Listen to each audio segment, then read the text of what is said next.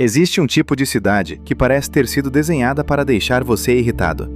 Você entra de carro achando que vai seguir uma lógica simples: virar à direita, seguir reto, pegar uma avenida, chegar ao destino. Mas de repente, a rua muda de sentido, a faixa desaparece, a rotatória parece não terminar. O cruzamento tem 5 saídas. O GPS manda virar em uma rua estreita. A placa aparece tarde demais. O trânsito flui, para, trava, abre, fecha. Como se a cidade estivesse brincando com o seu cérebro. E então vem a pergunta estranha: e se parte dessa confusão não for acidente? E se algumas cidades, ruas e cruzamentos forem desenhados justamente para fazer o motorista desacelerar, prestar mais atenção e perder a sensação de controle automático? Esse é um dos lados mais curiosos do urbanismo moderno. Às vezes, uma rua confusa pode ser mais segura do que uma rua perfeita demais. Parece absurdo. A gente imagina que a melhor cidade é aquela em que tudo é simples, reto, rápido, previsível e intuitivo. Mas quando uma rua é simples demais, o cérebro do motorista relaxa. Ele sente que domina o ambiente, ele acelera. Ele presta menos atenção nos pedestres, ele ignora detalhes. Ele transforma a cidade em corredor. E cidade não é corredor, cidade é encontro. Antes de continuar, já se inscreve no canal e ativa as notificações, porque aqui a gente pega coisas que parecem normais, como uma rua, um semáforo ou um engarrafamento, e mostra que por trás disso existe psicologia, engenharia, economia e decisões invisíveis moldando o jeito como você vive. Agora pensa em uma avenida larga, reta, com muitas faixas, poucos obstáculos e visão aberta. Para o motorista, ela comunica uma mensagem silenciosa: pode ir rápido. Mesmo que a placa diga 50 km por hora, o desenho da via pode estar dizendo 80, e muitas vezes o motorista obedece mais ao desenho da rua do que à placa. Isso é essencial, porque trânsito não é controlado apenas por leis, é controlado por comportamento. E comportamento é influenciado pelo ambiente. Uma rua estreita faz você reduzir. Uma curva fechada faz você reduzir. Árvores próximas da pista fazem você sentir limite. Calçadas movimentadas fazem você ficar alerta. Travessias elevadas obrigam o carro a respeitar o corpo humano. Rotatórias reduzem a velocidade antes do conflito. Ruas sinuosas quebram a aceleração. Piso diferente avisa que aquele espaço não é só do carro. Ou seja, a cidade conversa com o motorista sem usar palavras. E às vezes ela precisa confundir um pouco para salvar vidas. Existe um conceito importante por trás disso: acalmamento de tráfego. Em vez de confiar apenas em placas, radares e multas, o desenho da rua é usado para induzir velocidades menores. A ideia não é criar caos por maldade, é impedir que o motorista entre em modo automático. Porque o modo automático é perigoso. Quando você dirige sempre em vias muito previsíveis, seu cérebro começa a economizar energia. Ele reconhece padrões, antecipa movimentos e presta menos atenção. Isso é útil para não ficar mentalmente exausto, mas também pode criar excesso de confiança. O motorista começa a se comportar como se a rua fosse dele. E é aí que pedestres, ciclistas, motos, ônibus e cruzamentos viram obstáculos inesperados. A engenharia tradicional do trânsito, durante muito tempo, tentou resolver tudo aumentando fluidez. Mais faixas, pistas mais largas, curvas mais suaves, cruzamentos mais diretos, menos interrupções. Isso parece lógico se o objetivo for mover carros rapidamente. Mas existe um problema. Quanto mais a cidade facilita a vida do carro, mais ela convida carros. Quanto mais rápido parece dirigir, mais gente escolhe dirigir. Quanto mais espaço se dá ao automóvel, mais a cidade passa a depender dele. E no fim, a tentativa de resolver o trânsito criando vias mais rápidas pode produzir exatamente o contrário: mais trânsito. É como aumentar a cintura da calça para resolver uma dieta ruim. Alivia por um tempo, mas não muda o sistema que criou o problema. Em muitas capitais, o trânsito caótico não nasceu apenas por falta de planejamento. Nasceu também de camadas de planejamento diferentes brigando entre si. Uma época queria avenidas monumentais, outra queria bairros residenciais, outra queria fluxo para carros, outra tentou proteger pedestres, outra enfiou corredores de ônibus, outra colocou ciclovias, outra privatizou espaços, outra liberou prédios gigantes em ruas estreitas. O resultado é uma cidade feita de decisões acumuladas. E quando essas decisões não conversam, o motorista sente como caos.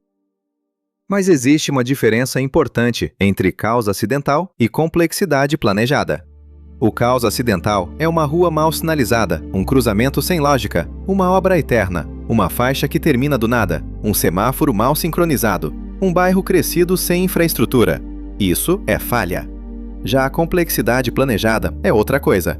Ela usa pequenas dificuldades para reduzir risco. Uma rua residencial pode ser mais estreita de propósito.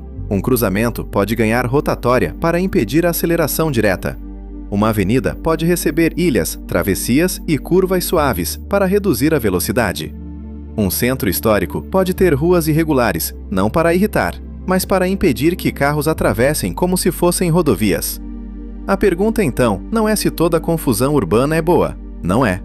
A pergunta é, quando a cidade parece confusa, ela está falhando ou está tentando te obrigar a prestar atenção?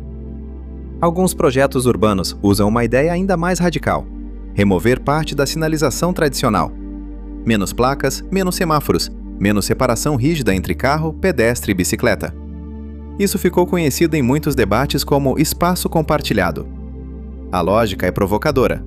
Quando o motorista não se sente completamente protegido por regras automáticas, ele olha mais, negocia mais, reduz mais. Em vez de dirigir como se estivesse em uma máquina, ele volta a dirigir como ser humano, cercado por outros seres humanos. Mas essa ideia é polêmica, nem sempre funciona. Pode ser ruim para pessoas com deficiência visual, idosos, crianças ou lugares com motoristas agressivos.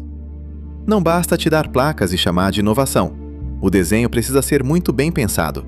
A cultura local importa, a velocidade importa, o volume de carros importa. Porque uma rua confusa sem cuidado vira risco, uma rua complexa com intenção pode virar segurança. Essa diferença é tudo.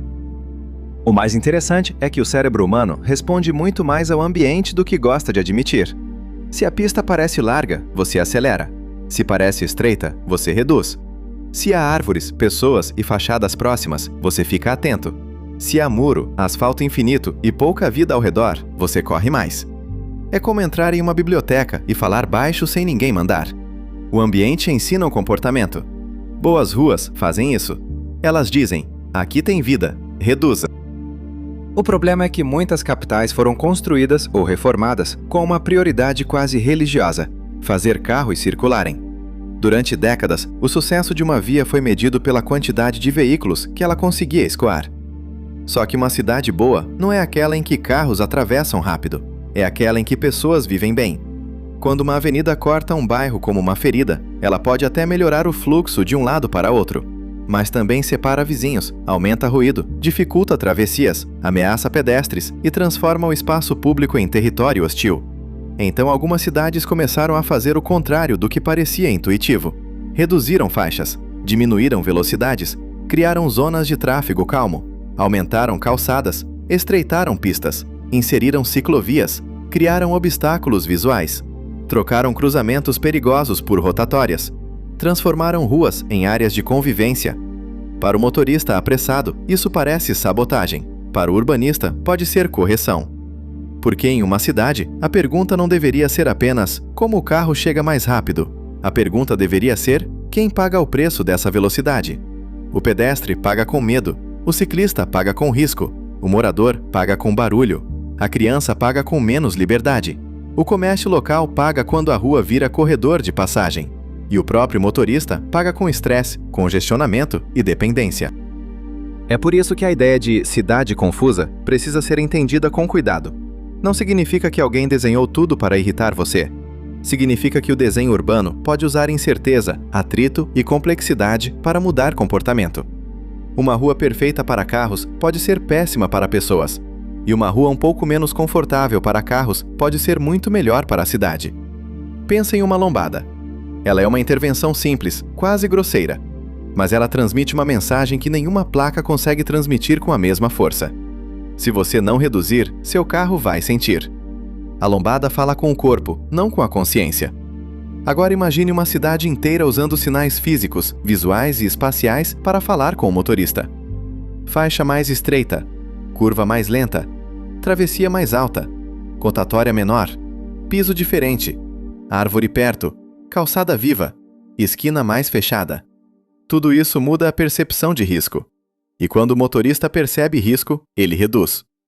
O paradoxo é que ruas que parecem perigosas podem fazer as pessoas dirigirem com mais cuidado, enquanto ruas que parecem seguras demais podem incentivar comportamento perigoso. Isso não quer dizer que devemos criar confusão sem critério. Pelo contrário, o melhor urbanismo não é bagunça, é clareza comportamental. A rua precisa deixar claro que tipo de espaço ela é. Se é rodovia, seu desenho comunica fluxo rápido. Se é bairro, comunica cuidado. Se é centro comercial, comunica convivência. Se é área escolar, comunica prioridade absoluta às pessoas fora dos carros. O erro acontece quando a cidade mistura mensagens. A placa diz devagar, mas a avenida diz acelera. A faixa diz pedestre, mas a curva convida a velocidade. O semáforo diz espere, mas o desenho cria pressa. A cidade manda sinais contraditórios e depois culpa apenas o motorista. Mas o motorista é parte do sistema, não a única causa. Essa é uma virada importante. Quando alguém dirige mal, claro que existe responsabilidade individual. Mas quando milhares de pessoas cometem o mesmo tipo de erro no mesmo lugar, talvez o problema não esteja apenas nas pessoas. Talvez esteja no desenho. Se todo mundo acelera em uma avenida, talvez a avenida pareça uma pista. Se todo mundo se confunde em um cruzamento, talvez o cruzamento esteja mal desenhado. Se todo mundo invade uma faixa, talvez a geometria esteja induzindo isso. Se todo mundo freia tarde, talvez a cidade esteja avisando tarde demais. O urbanismo revela uma coisa desconfortável. Comportamento individual muitas vezes é comportamento produzido pelo ambiente. E isso vale muito além do trânsito. Supermercados guiam sua compra. Redes sociais guiam sua atenção. Aplicativos guiam seus cliques. Cidades guiam sua velocidade. O mundo ao redor está sempre desenhando escolhas antes mesmo de você perceber que escolheu. No trânsito, isso fica explícito porque o corpo está em movimento e o erro pode custar vidas. Por isso, algumas ruas precisam desacelerar, não apenas o carro, mas o cérebro. Elas precisam quebrar o piloto automático. Quando você entra em uma área mais estreita, mais viva, mais imprevisível, você olha. Você reduz, você negocia, você deixa de agir como se estivesse sozinho. A cidade te obriga a lembrar que existem outras pessoas. Talvez essa seja a grande diferença entre uma cidade feita para veículos e uma cidade feita para humanos. A cidade feita para veículos tenta eliminar atritos. A cidade feita para humanos entende que alguns atritos protegem.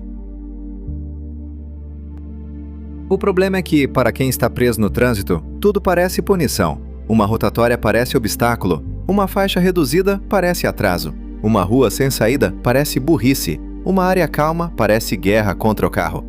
Mas às vezes a cidade está tentando desfazer uma escolha antiga, a de transformar espaço público em pista de passagem. E isso incomoda porque muda poder. Durante muito tempo, o motorista foi tratado como o personagem principal da cidade. Tudo precisava abrir caminho. Hoje, muitas cidades tentam reequilibrar a cena, não para eliminar carros, mas para impedir que eles ditem todas as regras. Esse reequilíbrio é sentido como caos por quem estava acostumado com prioridade. Mas para pedestres, ciclistas e moradores, pode ser o começo de uma cidade mais respirável. No fim, a pergunta "por que o trânsito é tão confuso?" talvez tenha várias respostas.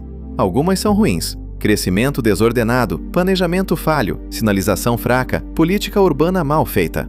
Mas outras são mais interessantes. Certas ruas são desenhadas para desacelerar, desautomatizar e lembrar que dirigir dentro de uma cidade não é o mesmo que atravessar uma estrada. A cidade não deve ser apenas eficiente para passar, ela precisa ser habitável para ficar. Então, da próxima vez que você entrar em uma rua que parece te obrigar a reduzir, talvez ela não esteja apenas atrapalhando sua pressa. Talvez ela esteja tentando salvar alguém que você ainda nem viu. Talvez a pergunta mais curiosa não seja por que algumas cidades parecem confusas. A pergunta é: quantas vezes aquilo que você chama de caos é, na verdade, uma tentativa da cidade de fazer seu cérebro acordar antes que seja tarde?